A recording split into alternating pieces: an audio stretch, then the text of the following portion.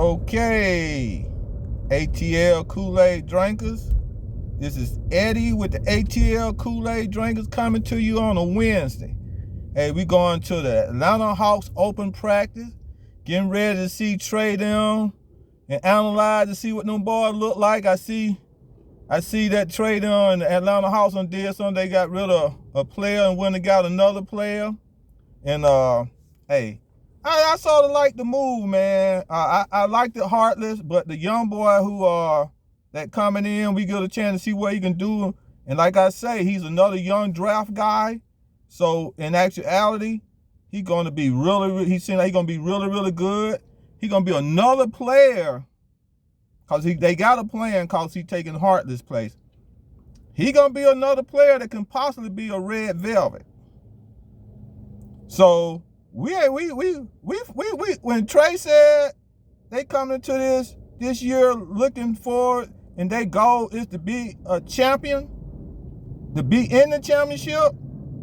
And when I say that, then I'm gonna boost him on up to another spot. You know what I'm saying? To saying not just be in the championship, but be a champion. Y'all say I'm an ATL Kool-Aid drinker. And this is what I see coming down the pipe. The pipe and the pike, or however you want to say it. This year it will be, now Trae Young and Curry. Trae Young and Curry practice together. Okay? Trae Young and Curry practice together this year. Guess who's going to be playing each other in the championship? Curry against Trae. That's who's going to be playing in the championship this year. And I'm not saying that just because I'm an ATL Kool-Aid drinker. I'm saying that because I feel it. I see it. I see the camaraderie. What I say, win championship? Camaraderie. Trey them been talking. Murray, how they coming together, building that camaraderie. Along with Collins. All the players getting together, going out to eat together. Guess what? That's just not happening with the Atlanta Hawks. Guess who doing that same thing? The Atlanta Braves won the World Series. Atlanta Braves doing it this year, and look how they doing. They coming up. And I say, how you win championship? You do it through the draft. With a smart group of people that's in management that know how to pull in the talent, a manager that know how to pull in the talent, and an owner that is willing to pay for that nucleus to maintain that championship. Once you pulled in the talent that's going to maintain that championship, you pay the nucleus and you continue to build around and keep those nucleus. Now, you can't keep everybody because you ain't got enough money to keep everybody. But the day we're going to see the Atlanta Hawks open practice, you know why I'm going to see that? Because I'm an ATL Kool-Aid drinker. That's why I'm going to see them boys. And guess what? I'm bringing you while I'm riding. This is probably going to be my show. So for this Wednesday, if I have to do any additional thing to give you scores and stuff like that later on, I would probably come back and give you those scores. But you know how I always do things. We're going to start out with some things that I might already know and can say right now, because, you know, I don't have my pad and paperwork with me to go over some things, so I might do that later. But I do want to give shout out to the dogs. That boy, even though coach said them boy were going to give them a hard time, and they played down a little bit to Kent State, but they did it. They pulled it out. No problem. And the Atlanta Falcons. Let's not go to Atlanta Falcons yet. I want to go to this right quick. Let's go to Georgia Tech. Okay? Georgia Tech fired their coach. You could not tell that dude was not worth that. He didn't have the ability to come in and take that team and do what they need to be done. Let me give another warning out. I don't know how serious Georgia State is about winning. Georgia State, Coach, hey, man, you better step it up, bro. You can't keep it going like that with Georgia State. You're going to be next. You know why? Because ATL Kool-Aid drinkers is ready for some winning. Atlanta Braves have set the standard World Series. Atlanta Hawks finals a year ago and coming back this year like the way the Braves did when they went to the finals the year before they went to the World Series and lost to the Dodgers and then came back and beat the Dodgers. Only reason the Hawks didn't make it back to the finals this year because y'all like the D-line right. D-line right. Oh, TLC. Ooh. Coach, you got to be ashamed of yourself. All of y'all people who like D-line right and TLC, y'all are blind. Those little, oh, he a plus 10. Oh, he plus 10. He plus 10. Oh, he plus this, he plus that. The boy is 0.1% on assists. He averaged 5 points a game in his career. The most he ever did when he did it, he had a good day, he did 20 points. That was so lucky. But look at his career. Nothing. Oh, he's a plus 10. You put him on the third man on the roster for him to defend, and he get 10 points off of it because he shut down so he made 2 steals. That don't win, bro. Talent win. A talent who comes in and average 20 points a game, 9 assists wins, and the more of those you have on your team, wins. Guess what? When you get one player who can be a defense stopper, a real defense stopper. I'm talking about not somebody you put on the second man or the third man, like D-line right. No, the man you put on the number one man, the man you put on LeBron James and cut his 10 points off of his scoring. The man that you put on Kevin Durant and cut 10 points off his score, off his average. A man that you put on Kyrie Irving and to cut his average. A man that you put on Curry and to cut his average. That's a defense man. Not a D-line right. You put him on the second and the third man on the 5 and he cut his 5 points off the man and he get a plus 5. No, that don't work. And on football, see, it's the same thing. You got to get that down lineman or that defensive end that goes in there and do what? On defense, sack the quarterback. Sack the quarterback, sack the quarterback.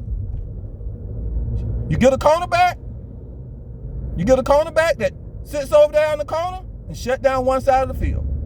Just shut it down. Just shut it down, shut it down, shut it down. See, that's what management and scouting and talent does. You go get the talent.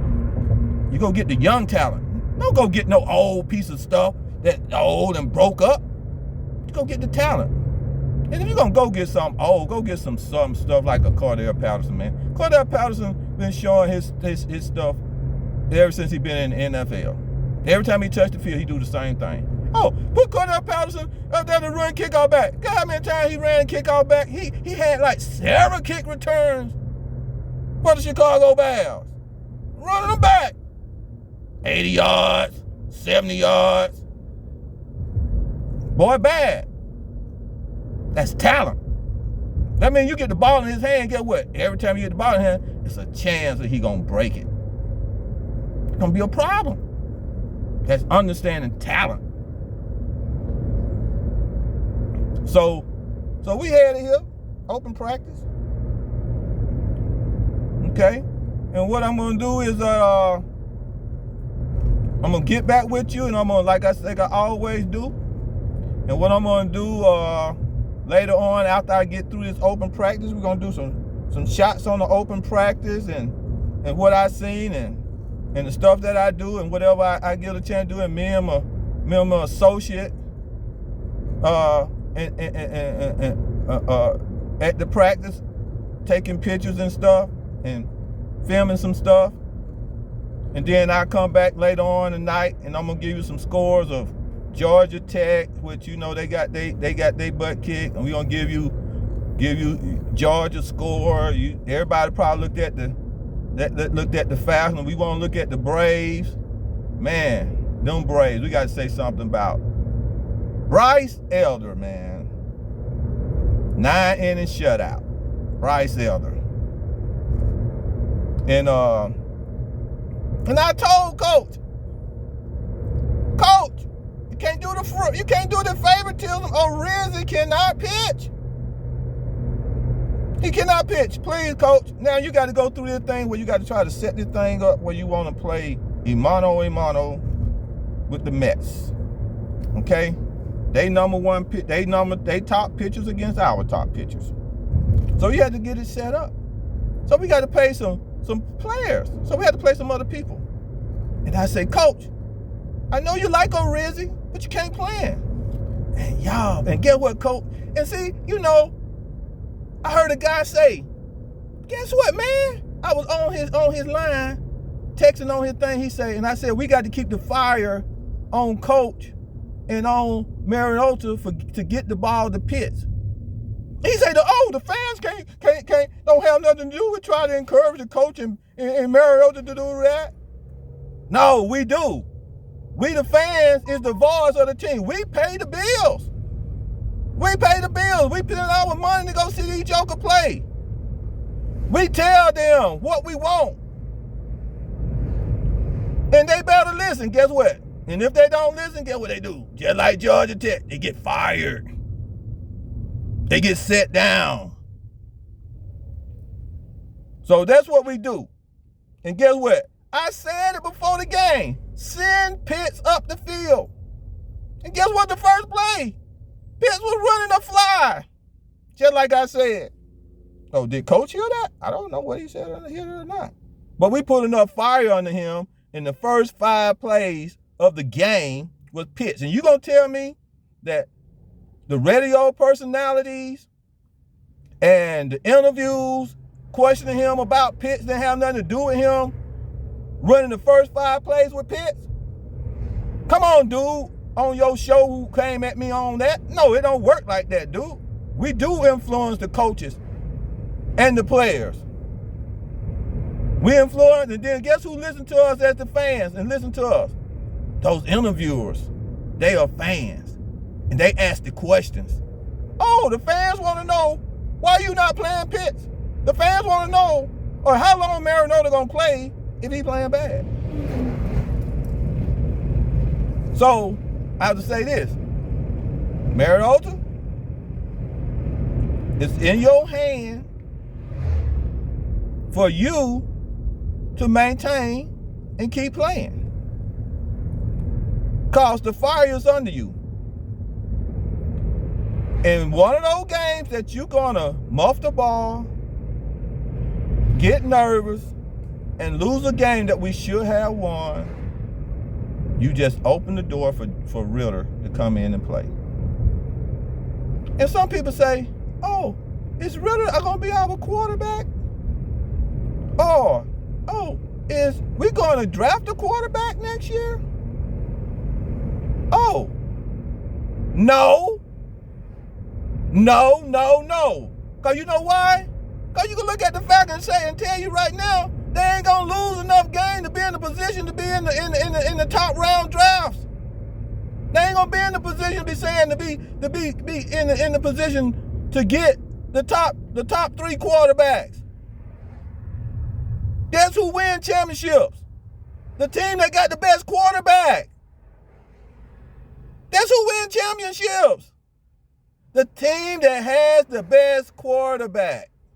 Do you not understand that? So when we had our number 1 draft pick time, we had a chance to get Justin Fields, or we had a chance to go with Pitts. And guess what? We got Pitts. So that was in our time of rebuilding, we took Pitts and not a quarterback. Ritter must be the quarterback that is going to be our quarterback for the next 5 to 6 to 7 to 8, 10 years. Win or lose. Simple as that. Because we're not going to fall down to a 2-16, a 2-17, 2-6, 2-15 team. 1-1 and 16, 3 and 14. We already see that this team, with this young team, we're going to be in the middle of the pack every time. That means we're not going to have an opportunity to draft no top number 1 quarterback. So, John Ritter has got to be the one. They got lucky. They got lucky that a quarterback out of Cincinnati who went to the championship fell in their hands. Now I understand. You can look at this team, Atlanta Falcon team. They have scored over 20 points in 3 games. So that's what that tell us. Coach Dean, if your offense scored 26 points or 20 points or more, and we ain't winning, your defense is whack. Your defense is pure whack. So, Coach Dean, let me tell you something. This Atlanta Falcons offense, it's going to be averaging 20 to 26 points a game. And it's going to be very important, Coach Dean, that you get that defense together. I know they're young, all new except 3 people. And listen to what I'm finna tell you. On defense, bring Tangelo up. Bring him up, coach. I'm finna call you out in Beaky. In Beaky, you our defensive end. We need some sacks, Beaky.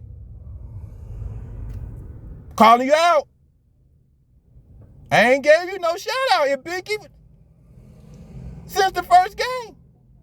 Get a sack, you get a shout out from the ATL Kool-Aid drinker. Every time you get a sack, you get a shout out. That's a plus, man. You just don't know it, but it's a plus. It's a plus when ATL Kool-Aid drinkers give you a shout out. So it's a plus. Just like I give Bryce Elder gives a shout out. Mueller gives a shout out. They get the shout out. You see what I'm saying? Oh, Rizzy, no, you don't get a shout out. No, boy, you pitch like poop. Martin, they got you in the rotation as the 3rd pitcher, man. You ain't getting no shout out in the last few games you pitched, dude, because you be getting scared, man. Stop getting scared. Don't get scared, Martin.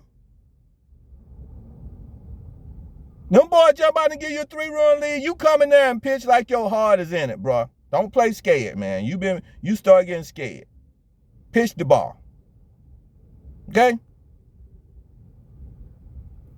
So, yes to that dude. I forgot what podcast that was on.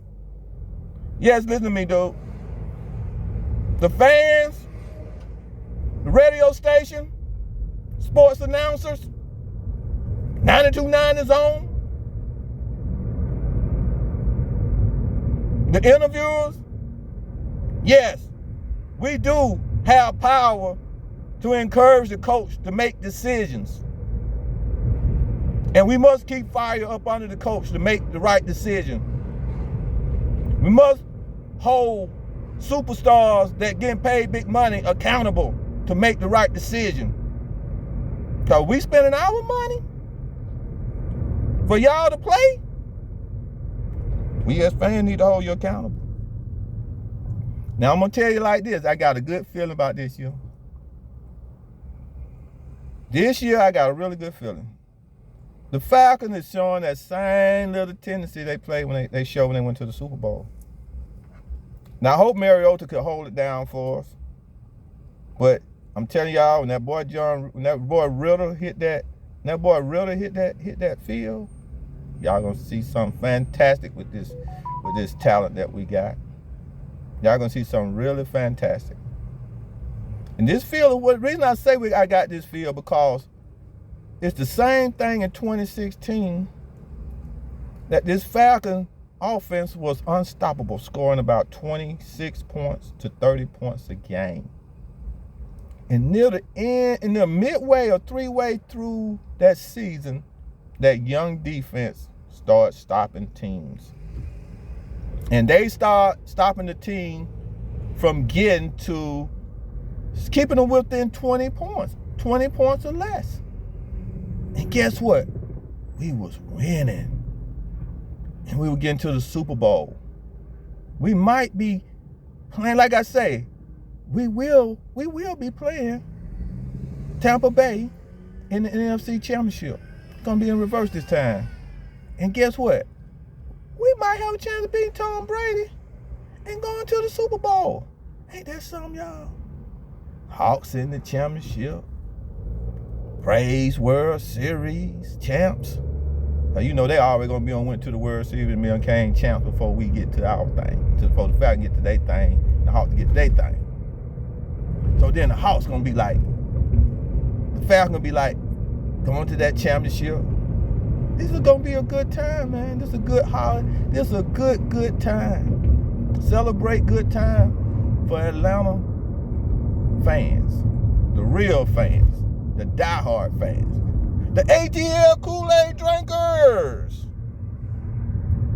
So, I'm going to get back with y'all.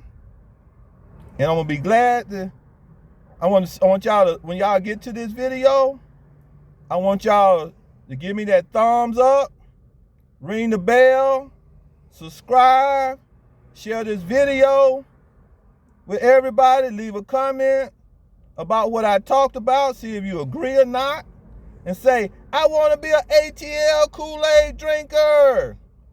And for my New Orleans guy who picked me up a couple of times, man, it's on for y'all, bro.